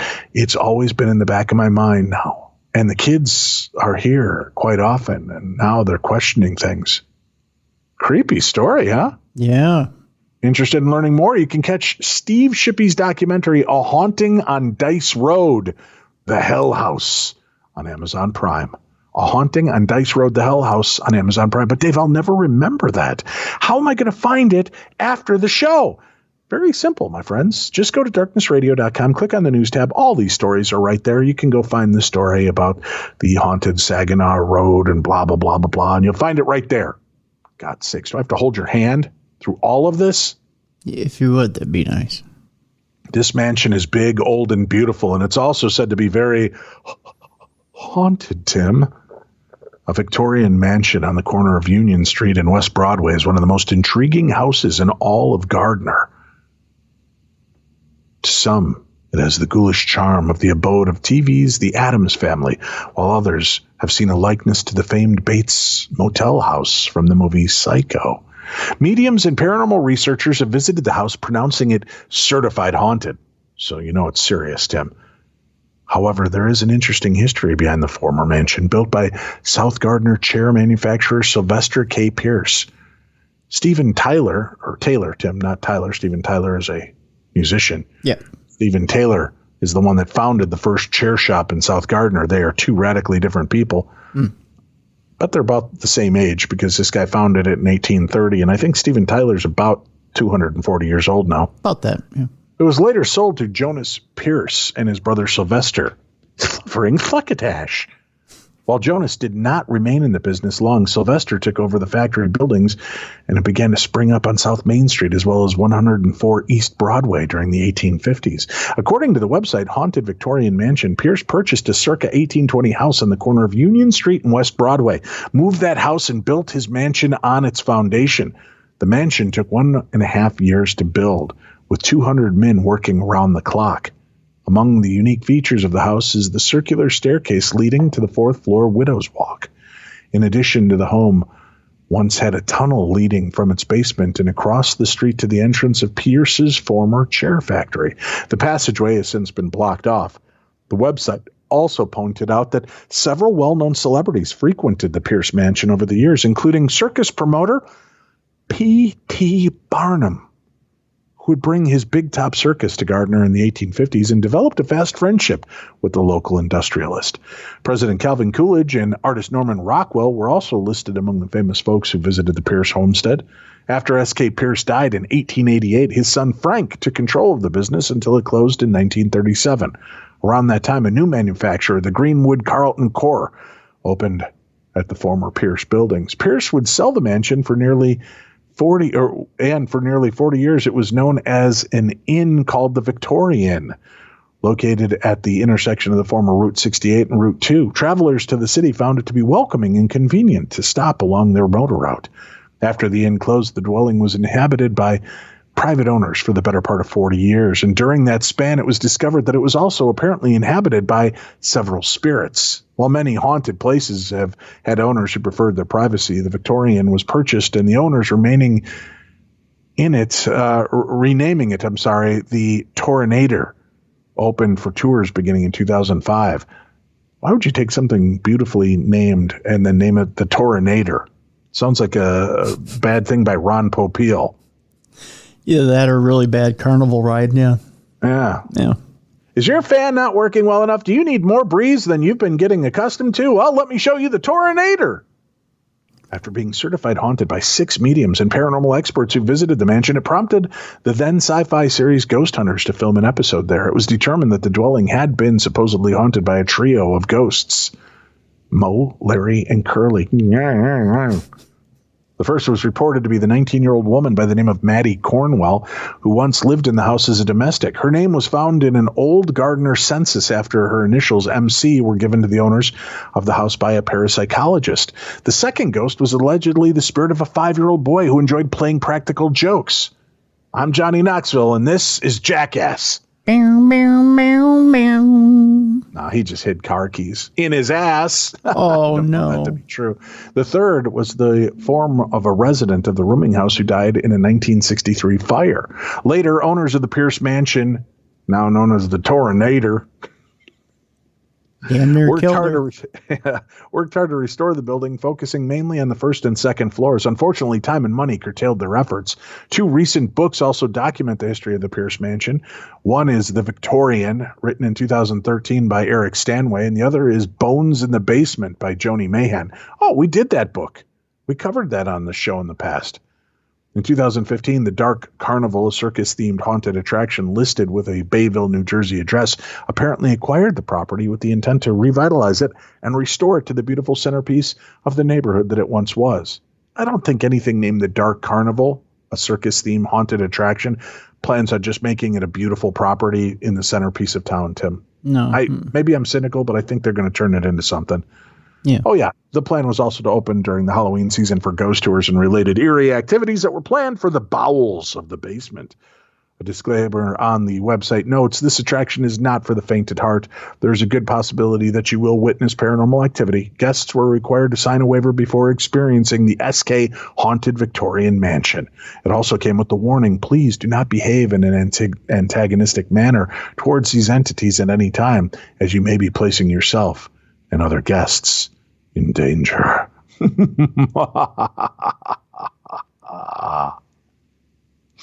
all I got. Oh. Okay. Hi, Dave. When I was almost 6 years old, I drowned. Obviously, I was saved and resuscitated. My family did not know of this event, nor did I ever talk with them. Actually, I spent many decades confused, scared, somewhat lost until several years ago. I listened to a program discussing the beliefs of some of the nations of American natives.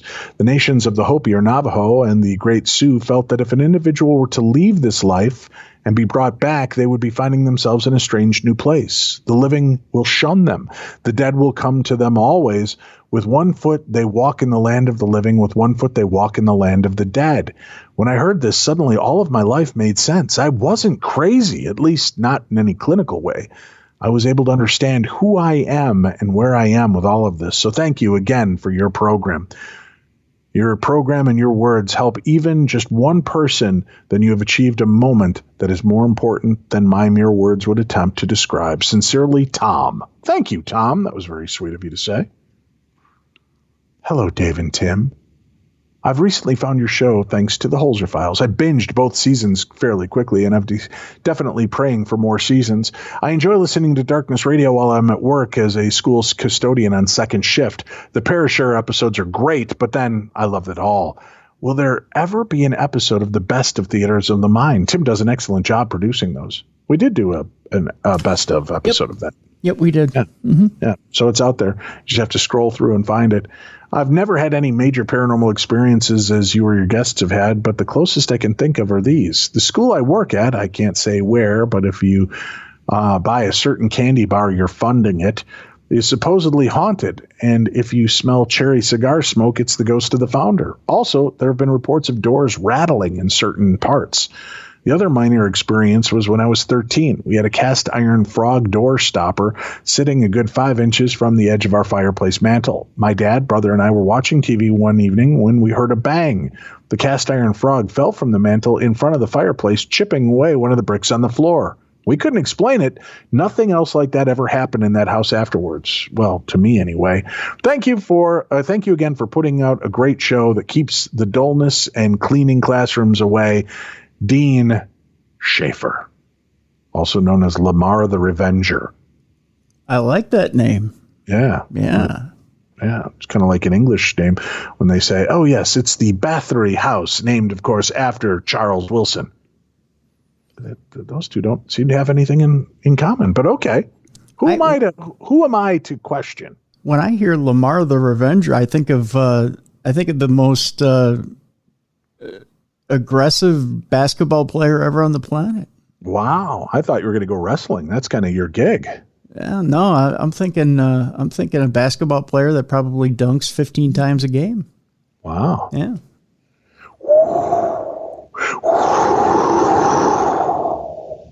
It's a little sound effects for the next story, Tim. Stories of a gray man appearing along the Outer Banks during hurricanes have circulated for years. So if you'd like to hear a ghost story with a bit of weather mixed in, you've come to the right place. The legend has been around since the early 1900s and tells of a shadowy figure walking the beaches as the first winds of a hurricane start to blow. Many have seen the figure, but none have gotten a great look as the ghostly presence dissipates as onlookers approach. The gray man never speaks or does anything particularly scary. He's usually seen just calmly walking near the shore. People often see him in the Outer Banks, especially along Hatteras. But a similar figure also haunts Pawleys Island in South Carolina. The gray man's appearance is also seemingly a sign of a tremendous storm, most recently showing up during Hurricane Florence in 2018. In a video, a figure appears to be walking along Avalon Pier in Kill Devil Hills as Florence was coming ashore. Hurricane Florence, as you remember, caused devastating flooding across the coast over a 3-day span. So who could this gray man be? There are many theories of who these apparitions are or was.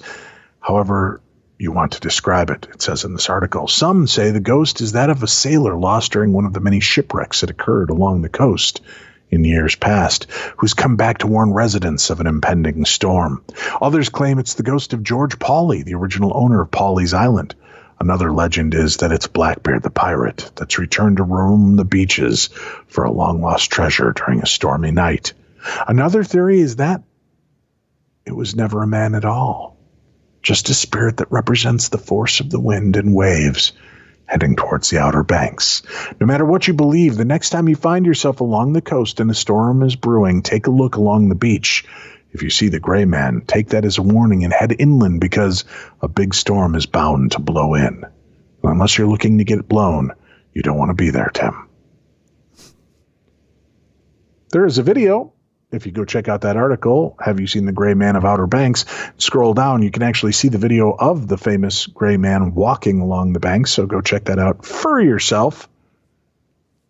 All right, Tim, our last story is here. All right. None other than that of La Llorona. La Llorona?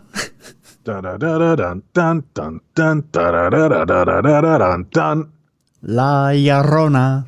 That's right. Here we go, Tim.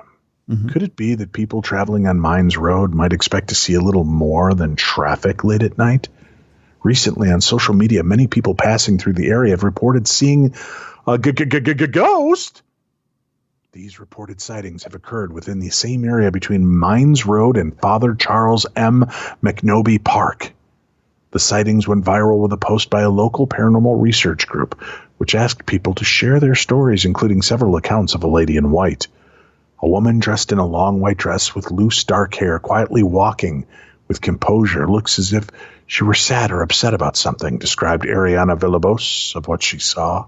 Villalobos said the scene was horrific and that they did not want to get out of their vehicles. However, she said her encounter with the woman in white was a quiet one, as she did not make any sounds as they passed on the road.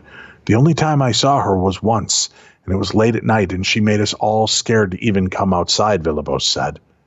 One other person who had recently traveled through the area said he captured an image of the apparent apparition. According to the witness, he did not see it during his regular travels, but as he got home after passing through the area, he noticed the camera installed in his car captured an image of something that resembled the woman in white. I was driving around 2 a.m. leaving a friend's house, Martin Goodness said. So I was driving. I had noticed what my camera had captured until after I reviewed the video. After checking his car camera for what it captured, he saw the image of an apparent entity all in white glowing in front of his car. According to him, he did not see anything while traveling the actual road. The number of reported sightings has caused many paranormal research groups and other interested individuals to beg the question of what it is and how they can try to find out. There's definitely something going on here, but I do believe that this is none other than La Llorona. Local paranormal investigator Edgar Vega said, "The fact that the sightings occur near Father McNoby and the river is right there shows why this is happening as these energies get attracted to water. According to Vega, most appearances tend to happen after it rains for about a week in the city.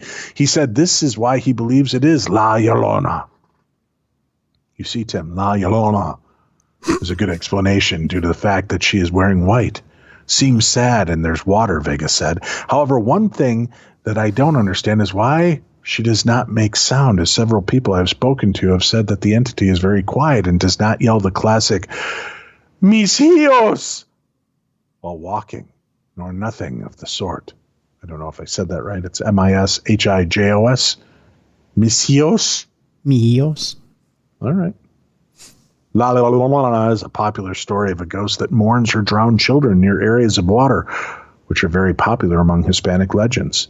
The story was chronicled in The Curse of La Llorona, which was released to theaters nationwide in 2019 as part of the Conjuring universe. Aside from the woman in white, other people report the area is infested with other kinds of supernatural and ghost activity. One man suggested the pandemic of 100 years ago is to blame. In the first flu pandemic in the 1900s, many people died in Laredo, Alberto Garcia said. "My great-grandmother lost 2 sets of twins, 2 girls, 2 boys. She and Grandpa moved to El Pico Ranch on Mines Road. She made masks, and my grandpa sold milk in St. Peter's Park." According to Garcia, he believes he saw spirits of various children in his old family's ranch, and he continues to believe that they are his grandmother's children or the spirits of other people that died during that time. Then one day I go to the farm for a visit. As I left, fog and mist were all over, and it got dark, Garcia said. As I was closing the gate, I heard some children giggling. I saw a few faces in the shrubs of children, but they looked pale. I believe they were the children that my great-grandma lost, and they knew me. It seemed like they were playing hide and seek. Every time I would go, I felt they were watching me since they were buried there on the farm. Despite the sightings, the City of Laredo District 7 council member Vanessa Perez said she has not heard anything about the ghost sightings in the area she represents. The Laredo Police Department also said no reports had been filed on the matter. Or is that just what they want us to believe, Tim? That the ghost of La Llorona is just a fable? And that the ghost of La Llorona is not real? Hey, make sure that tomorrow night you tune in for Darkness Radio Live, Tim. We're revisiting with a few guests. We're going to have a great time. I hope you guys will tune in and check it out. It is going to be one hell of a program. And we're going to be open for your questions. We're going to be talking again kind of about spirit communication, the mystical realm, all that fun stuff. We're going to be doing that with, Dan and Kat Eckhart are going to join us again. And we had them on the show a couple months back on the podcast. They're coming back to talk to us face-to-face, so you can ask your questions and be a part of it. Make sure you tune in. That is Thursday night, live, 7 p.m. Pacific, 8 p.m. Mountain, 9 p.m. Central, 10 p.m. Eastern Time. It's on our Darkness Radio YouTube page and on our social media pages, so go check them out. And make sure you watch along. For those of you that only listen to the podcast version because you're stuck in your old ways, you can hear the episode right here on Friday. Thanks for tuning in. You've been listening to the best in paranormal podcasting. I'm Dave, that's Tim, and this is Darkness Radio.